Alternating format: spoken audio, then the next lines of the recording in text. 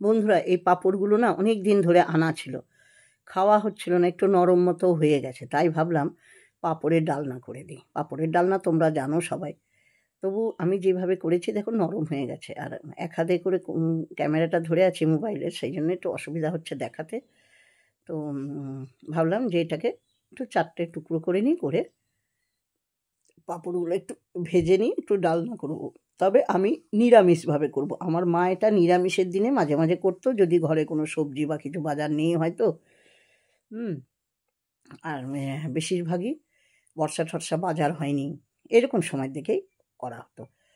তাই আমি একটু অনেক দিন পর সেই রান্নাটাকে নিয়ে এলাম। পাঁপড়গুলো দেখে মনে পড়লো যে কেন ফেলবো, এটা দিয়ে করি। দেখো পাঁপড়গুলো ভেজে নিলাম প্রথমে, তার মধ্যে 2-3টে আমি খেয়েও নিয়েছি। আর এদিকে আমি পাশে চা বসিয়ে রেখেছি, যে চা বসাবো আর একটা পাঁপড় একটু খাবো, দেখি কেমন হয়। তো এই আর কি, পাঁপড়গুলো এক এক করে ভেজে নিচ্ছি। অনেকে সেঁকেও নেয়, তাতেও হয়। এই দেখো গোল পাঁপড়টা যেটা আছে সেটা আমি চায়ের সঙ্গে একটু খাবো। কটা পাঁপড় ভেজে নিলাম, আর আগে থেকেই আলু সিদ্ধ করে রেখেছিলাম। এই যে চা আমার হয়ে গেল, চাটা ভিজিয়ে রেখেছি।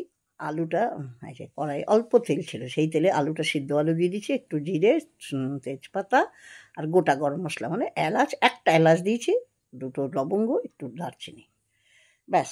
এই দিয়ে নাড়াচ্ছি, একটু একটু হালকা সতে মতো হোক, মানে সতে ফতে বুঝি না, একটু নাড়িয়ে নিলাম। আর বেশ সুন্দর গন্ধ বেরোচ্ছে, জিরে, তেজপাতা, গরম মশলা মিলিয়ে। আর এদিকে একটা মশলা করে নিচ্ছি, ওখানে টক দই একটু ফেটিয়ে নিয়েছি, ওইটুকুই দই ছিল। আর এতে দিয়েছি দেখতেই পাচ্ছ কাশ্মীরি লঙ্কা, হলুদ, জিরে গুঁড়ো, আদা গুঁড়ো আর লবণ। এটাকে একটু ভালো করে মিশিয়ে নেব জল দিয়ে। দাঁড়া একটু জল দিই, জল দিয়ে ভালো করে মিশিয়ে নেব, তাহলে একটা বেশ পেস্ট মতো তৈরি হয়ে গেল। নিয়ে এবার আমি এটা তোমরা বাটা মশলা দিয়েও করতে পারো, যেরকম আমি তো আমার সবই ঘরে করা মশলাগুলো, খালি হলুদটাই কেনা, কাশ্মীরি লঙ্কাটা আর হলুদটা কেনা, আর জিরে আদা আমি ঘরেই করে রাখি, আর এই গরম মশলাও আমি গোটা এনে ঘরে করে রাখি। যাই হোক, এই করে রাখলাম। আর এদিকে দইটাকেও একটু ফেটিয়ে রেখেছি, আর দইয়ের মধ্যে কিছুই দিইনি।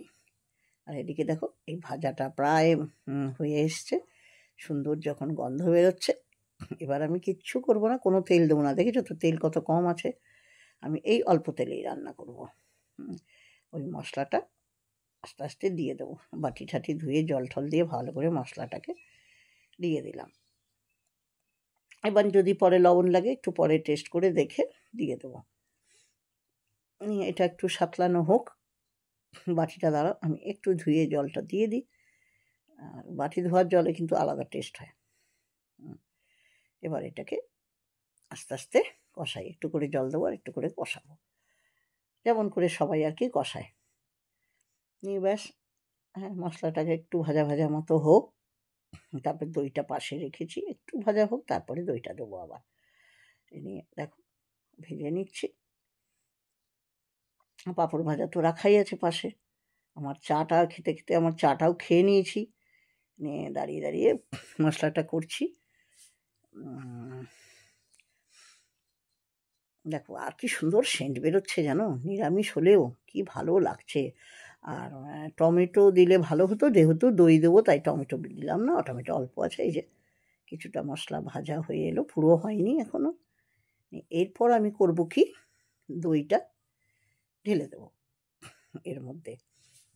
অনেকে এটা পেঁয়াজ দিয়েও খায়, কিন্তু আমার মনে হয় যেন এটা বেশি ভালো লাগে। আমার নিজের বলছি, পেঁয়াজ রসুন তো সবেতেই দিই আমরা, নিরামিষভাবে করলে আমার একটু বেশি ভালো লাগে, তাই আমি সেটাই করি। আমি পেঁয়াজ দিয়ে এটা করি না কোনো সময়, এই আর কি করছি। নিয়ে মশলাটা একটু ভাজাভাজি হয়ে গেছে, দেখো কি সুন্দর লাগছে না। এবার টক দইটা দিয়ে দেবো। টক দইটা দিয়ে দিলাম, সেটা ধুয়েও বাটিটাও একটু জল দিয়ে রাখলাম। আর টক দই বেশি দিতে আমার দরকার নেই দেওয়ার, কেন এটুকুই ছিল, আর বেশি দিতামও না থাকলেও, কারণ আমরা তো মিষ্টি দেবো না তরকারিতে, বেশি টক হয়ে গেলে আর ভালো লাগে না।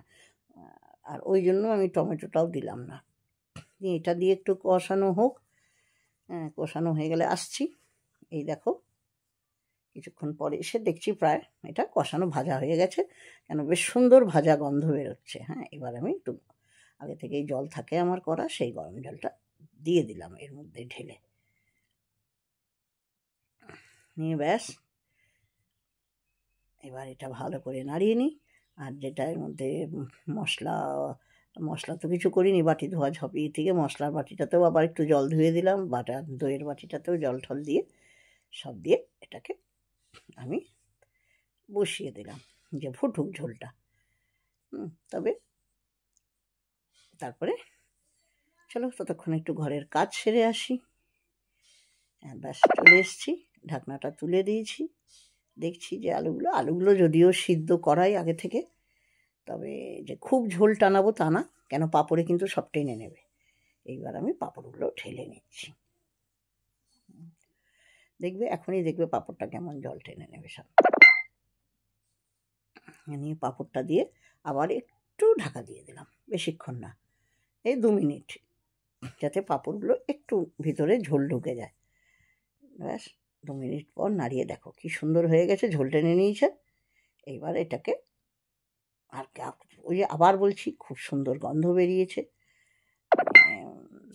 এরপর তোমরা যে যা করো এমনিও খেতে পারো, তবে আমি এর মধ্যে একটু ঘি দিলাম, এটা একদম বাড়িতে করা ঘি। ওই ঘি দিলাম।